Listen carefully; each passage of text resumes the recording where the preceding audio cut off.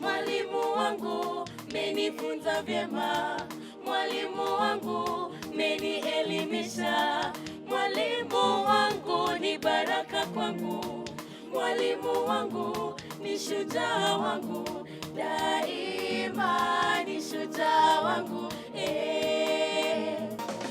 Celebrate, I celebrate, celebrate my teacher, my hero. Celebrate, I celebrate, celebrate my teacher, my hero.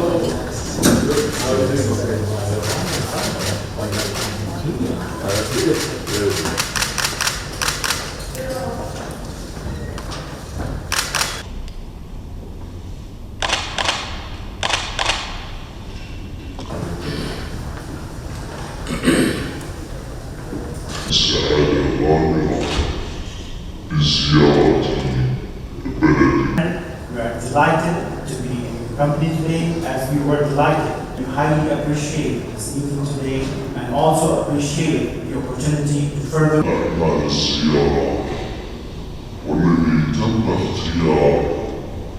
And also, whenever we invited to everyone's response was positive.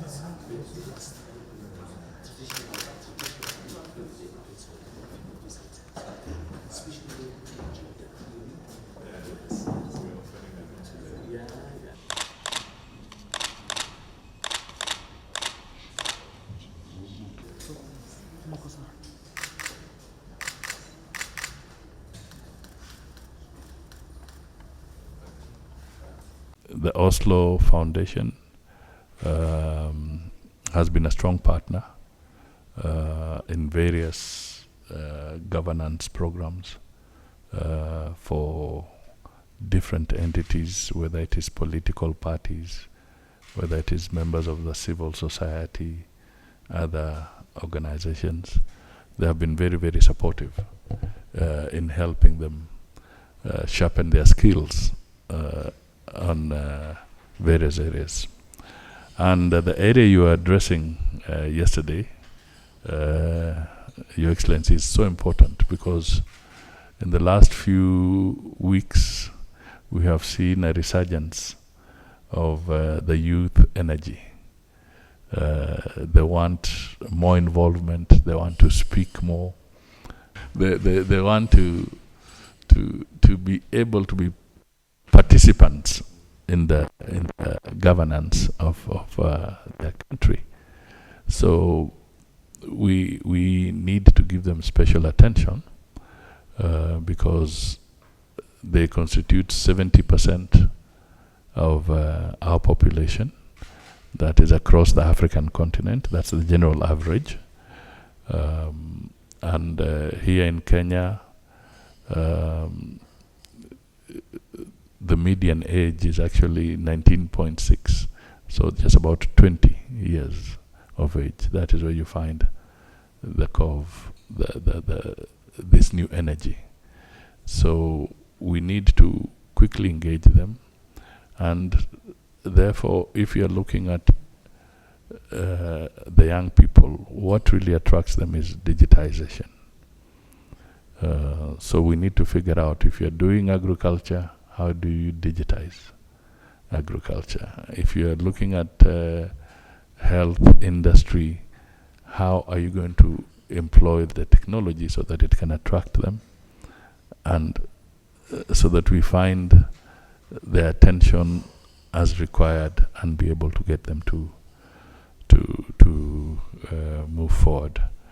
لدولة الرئيس الوزراء هذه الكلمات الطيبة. Thank you, Your Excellency, for your kind words and also your keen interest on the forum that was held yesterday. Of course, Oslo Center chose Nairobi for a very specific reason, because of the youth that are here in Nairobi. And as we know, the youth, they are the future of the countries and the future of this world. So it's an obligation upon us to give the required care to young people and to rectify their path that they are on. Because as we said yesterday in the conference, that when we are engaging with the youth, there are two parallel lines that we should engage with them. There is the line of giving them knowledge, and also the other one, which is teaching them values. And when I talk about values, I'm talking about the shared values that we have in common and the international values that we are accustomed to. So they must have these values, because as we know, that knowledge without values can be dangerous. And among these values also the national values or the patriotic values in a country. As we know that knowledge without values can lead to many evils. فلا بد أن يكون لدى الشباب هذه القيم. We also have to communicate a lot of things, because one of the things we discovered is that because of their energy, some don't know that there's a constitution. They think that you can change everything at a go, but there's also a constitution in the country and their processes. So we need to figure out how to manage their expectations, but also give them the hope that they require. So you are being available to talk to the youth, in my view, is very, very significant, and that is where the target should be going forward. How to really engage with them to make them feel that they are part and parcel of the governance of their country and their continent. Thank you. As founder of the Oslo Center and former president, I'm also proud of how the center has developed over the last years, and now organizing this big youth forum yesterday. It worked very well. And I fully agree with my friend, Secretary General Alisa, about the importance of having values as a platform for our work. And despite we are belonging to different religions, we have so many values in common, I have found. And values that are so important for youth also. And we have a good cooperation now between Muslim World League and the Oslo Center in several aspects. So let me just say that Oslo Center has worked with youth in the civil society also contributed to these youth assemblies in Mombasa, in Kuala, in Lamu, but also worked with the youth wings of the political parties. And consequently, in this way also approached the political parties themselves, and have worked with parliamentarians and others, where we have shared experiences on how to develop democracy, which is a commitment for you, I know. And I think this conference was very timely after GEM-C, the uprising of the young people in this country. And I understand the reasons behind this uprising, and I'm so thankful that you have met this in a constructive way and listened to the youth and their causes. And I think the challenge for you now in the months ahead and years ahead is to transfer this engagement of the young people of Kenya into sustainable frameworks and platforms for dialogue between the youth and the political leadership of this country.